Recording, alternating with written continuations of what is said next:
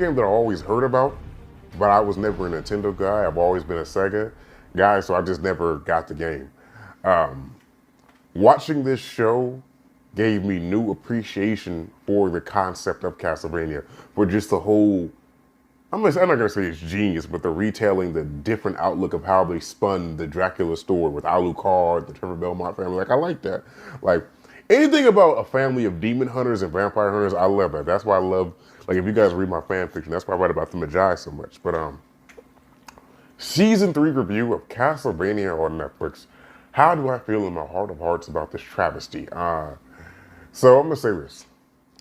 As always, as can be seen with season 2, as can be seen with season 1, the animation of this show is amazing. It's fantastic. They do an amazing job of animating this show. I love it. Just great. The plot line of this show, particularly this season, the 3 separate plot lines they had with Alucard's plot line, Trevor and his baby mama's plot line, or future baby mama's plot line, and the plot line with Hector, and the plot line with Hector and Isaac. I love how they had 4 different plot lines, but me personally, I don't think any of the plot lines made any sense. I wanted the plot lines to coincide somehow with one another, and they're not necessarily really doing it that well. And I feel like this season was more of a filler season. I don't think we got any of the where I feel like we're in the same spot as season 3, episode 2 throughout the whole season. Like, there was no, like, nothing to me was of critical development. I feel like all of season 3 could have been done in the first 5 episodes of season 3. That's my personal opinion. One thing they got to do better with this show, the voice actors do a good job. The voice actors are fine. My issue is not necessarily with the voice actors.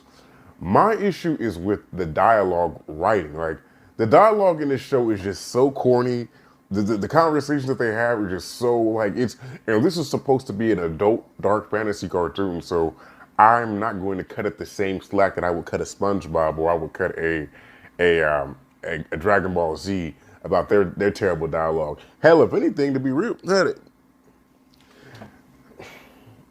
the only episode in season 3 where I saw great dialogue was in episode 7, when Isaac was sitting fireside. He was having a fireside chat with one of those hell spawn creatures he made. And that was another thing too.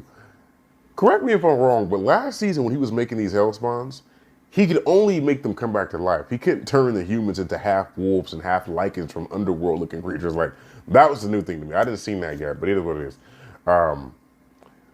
Isaac was having a conversation with that one beast who used to be a philosopher in the past time, but he was a philosopher at the time when Christianity was just getting into its hype, and that was when Christianity just hated that she knew anything outside of what was in the Bible. And that dialogue between them was great. To me, that was the best episode. Episode 7, episode 10 to me are the 2 best episodes in the season. Episode 10, I will only put that up there because all the action you saw, I feel like I wanted to see more action from Trevor Belmont. Season 3 made the same mistake with Trevor that I saw in season 1. They really underused him in action-wise. Like, I wanted to see more action scenes with him. And it's messed up because he's actually like a really, really dope character. Like, when it comes to fight scenes, he actually is pretty dope. Like, I would have loved to see him fight more, but here's what it is. Obviously, they're going to make a season 3. This show is quite popular. I was talking to one of the cashiers at Walmart about it. This is a pretty popular show, so obviously they're going to make a season 3, but if they're going to make a season 4, if they are going to produce and animate and illustrate another season 4, I would just hope that they write the plot better, they write the dialogue better, the chemistry between the characters. The chemistry between the characters is fine, but just the dialogue is just so, like, it's unmeaningful, and it's just I don't know how the relationship built between Hector and Lenore.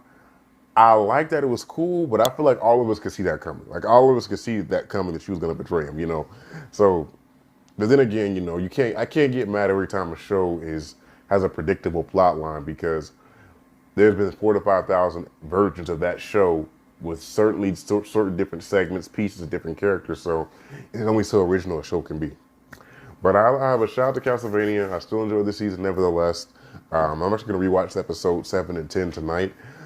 just because it was my favorite one. So, it was lit. So shout out to them.